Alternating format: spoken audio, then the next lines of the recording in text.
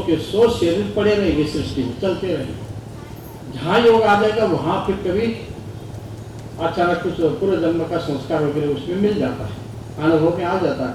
तो छाया पुरुष के बारे में देवी पार्वती ने यहाँ पर कहा, भगवान कहते हैं कि छाया पुरुष को जो समझ लेता है वो ब्रह्म तत्व को प्राप्त कर लेता है।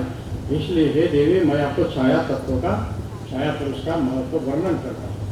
ये सब आप लोग पढ़ लें, क्योंकि साधना का प्रसंग है। जैसे तुम माइक में कहीं नहीं करनी है, क्योंकि सूत्रान कहने वाले ये कहती ही नहीं, क्योंकि साधना का प्रसंग है। आप अकेले में इसका अध्ययन कर लो। अब हिंदी में लिखा हुआ सब है, जो समझ में नहीं आएगा महापुरुषों को पूछ लो, और फिर वैसे आप आराधना करेंगे तो इसी जीवन में आप परमपिता परमात्मा के तत्व का अनुभव कर सकते हैं। अभी श्राद्ध पक्ष का प्रसंग है। सूत जी महाराज को सोनकादि ऋषि श्राद्ध के बारे में भी प्रश्न करते हैं कि श्राद्ध क्या चीज है, अब इसको कैसा संपादित किया जाता है, इसके बारे में किया जाता है, इनके बारे में क्या क्या पदार्थ लगते हैं, और इसको नहीं करेंगे तो क्या फल मिलेगा, और श्राद्ध करेंगे तो क्या फल मिलेगा, ये हम विस्तार से श्रवण करना चाहते हैं। सूत जी महाराज सोनकादि ऋषियों को कहते हैं कि धर्मराज युधिष्ठिर ने पितामह भीष्म को जब सरसैया पर पड़े थे तब इसके बारे में प्रश्न किया था। पितामह भीष्म ने जो उत्तर दिया वही उत्तर मैं आपको सुनाता हूँ। ये कुर्वन्ति नरा श्राद्धान् अपि प्रीत्या युधिष्ठिर श्राद्धे प्रीणाति तत्सर्वं पितॄणामि प्रसादतः। पितामह भीष्म कहते हैं, ये युधिष्ठिर, जो मनुष्य प्रेम से श्राद्धों को संपादित करता है उस श्राद्ध से उसके पिता प्रसन्न हो जाते हैं और उसको सभी पदार्थों की प्राप्ति करवा देते हैं। श्राद्धानि चैव कुर्वन्ति फलकामा सदा नर अभिसंधाय पितरम पितुश्च पितरम तथा। कहते हैं कि पिता, पितामह, प्रपितामह, तीन लोगों की उसमें उपासना होती है, क्योंकि चौथा तो स्वयं भगवान विष्णु ही है, उन्हीं से सीधा संबंध जुड़ता है। इसलिए भगवान विष्णु को हम क्या बोलते हैं, माता पिता बोलते हैं। ब्रह्मा को माता पिता नहीं बोलते हम लोग। ब्रह्मा के लिए शब्द आता है पितामह, पितामह शब्द मतलब ब्रह्मा जी। और जब त्वमेव माता च पिता त्वमेव, ऐसे जब हम बोलते हैं तो किसको संबोधित करके बोलते हैं, सीधे भगवान से। अब देखो, भगवान को बोलते हैं तो भगवान को क्या मानते हैं हम लोग, आप ही माता है, आप ही पिता है, आप ही बंधु है, आप ही धन है, सब आप। लेकिन पितामह को बोलना हो तो क्या बोलते हैं, ब्रह्मा जी को पितामह बोलते, मतलब पिता के पिता। तो पिता के पिता मतलब भगवान के पिता का, ऐसा नहीं हुआ। ये दो सत्ता साथ में चल रही, आध्यात्मिक सत्ता, व्यवहारिक सत्ता, ये दोनों साथ में चलती है। जब ब्रह्मा को पितामह बोलते हैं ना, तब वो व्यवहारिक सत्ता में, वर्तमान में जो हमारे पिता है, जिनका नाम अपने नाम के आगे हम लगाते हैं, उसके वो पूर्वज है, इसलिए वो पितामह है। ब्रह्मा जी ऐसे पितामह है व्यवहारिक सत्ता में। और जब भगवान के बारे में बोलते हैं तो आध्यात्म को लेकर बोलते हैं, हम सीधे उसके पुत्र हैं। इसलिए भगवान के लिए तू शब्द प्रयोग होता है, ब्रह्मा जी के लिए तू नहीं कर सकते आप।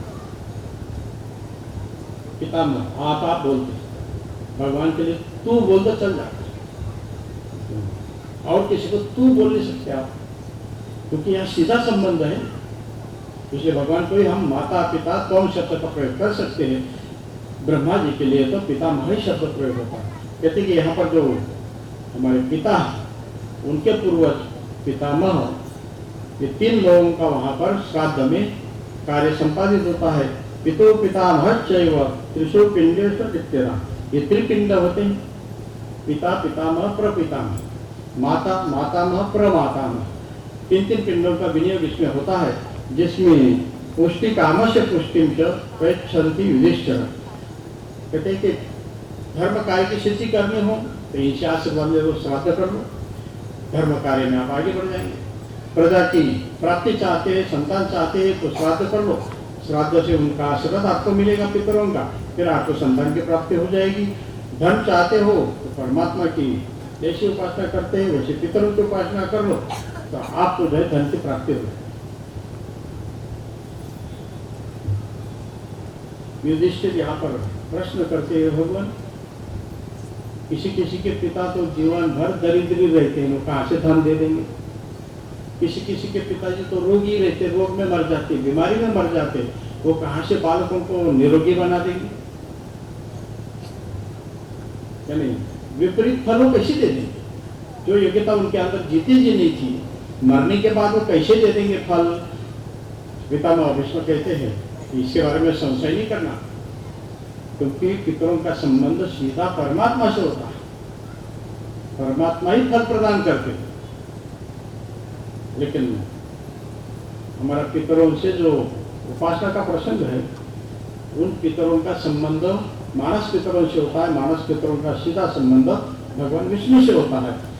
इसलिए आप उनके उद्देश्य से थोड़ा भी श्राद्ध करेंगे तो पितर तुरंत अग्निस्वात्ता आदि पितरों को कहेंगे कि मेरी संतति ने, मेरी परंपरा के बालकों ने, मेरे पुत्रों ने मेरे उद्देश्य, पितरों के उद्देश्य कितने पदार्थ दिए हैं, वे सब आपके सामने मैं निवेदन कर रहा हूँ। ऐसे पितर मानस पितरों के पास वो पदार्थ अर्पण कर देते हैं। और अग्निस्वात्ता जो मानस पितर है ब्रह्मा जी के, पितर लोग के अधिष्ठाता, वे सीधे भगवान विष्णु के पास उन पदार्थों को, संकल्पों को ले जाते हैं।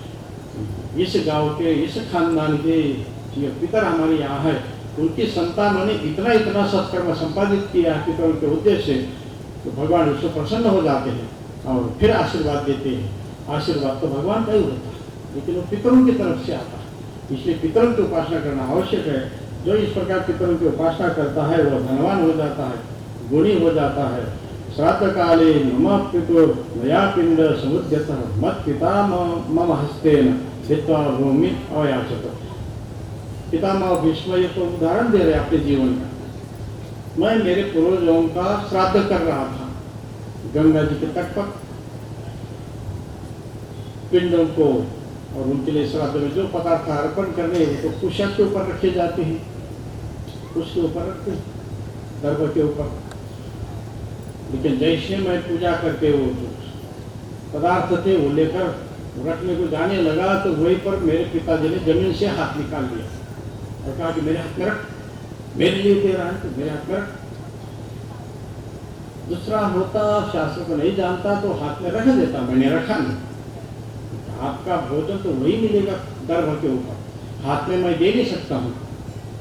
मैंने दर्भ के ऊपर श्राद्ध का पदार्थ रख दिया।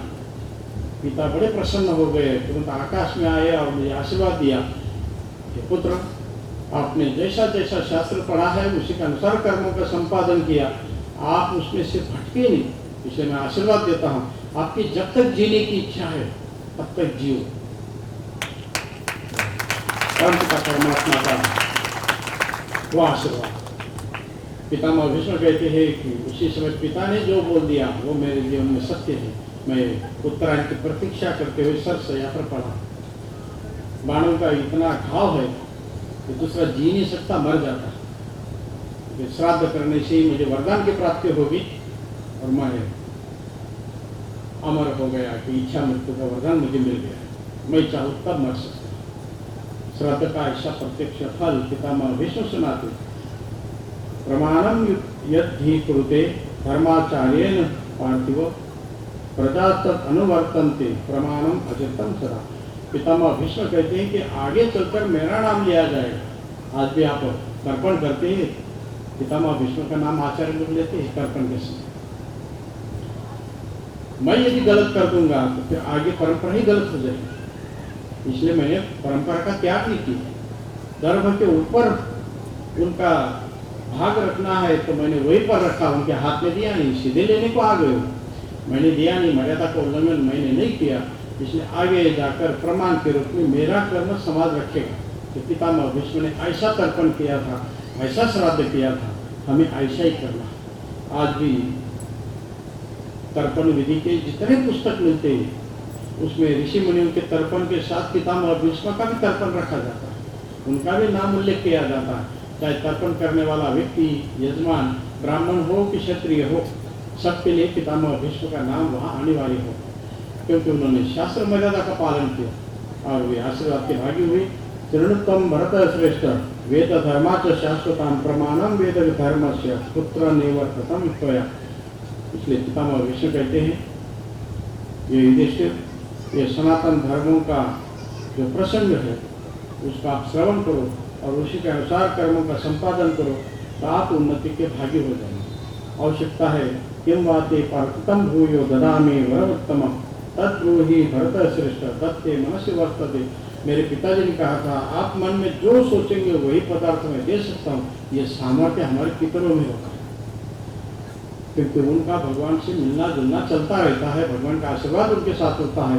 इसलिए पितर जो बोल दी वो पदार्थ जीवात्मा को प्राप्त हो जाता है। इसलिए आवश्यकता है कि श्राद्ध पक्ष में हम पितरों की उपासना कर लें, पितरों को स्मरण कर लें, उनके उद्देश्य से अन्नदान करें, गोदान करें, भूमिदान करें, तो पितर हमारे प्रसन्न होकर हमें वरदान दे देते। तो आप रोगी होंगे तो निरोगी हो जाएंगे, दरिद्री होंगे तो धनवान हो जाएंगे, आपकी संतान यदि मूर्ख होगी, अज्ञानी होगी, पागल होगी तो उनके आशीर्वाद से वो ज्ञानी हो जाएगी, सुव्यवस्थित हो जाएगी। पितामह भीष्म कहते हैं, युधिष्ठिर इतिहास को समझ के भविष्य के लिए योजना बनाते रहना चाहिए।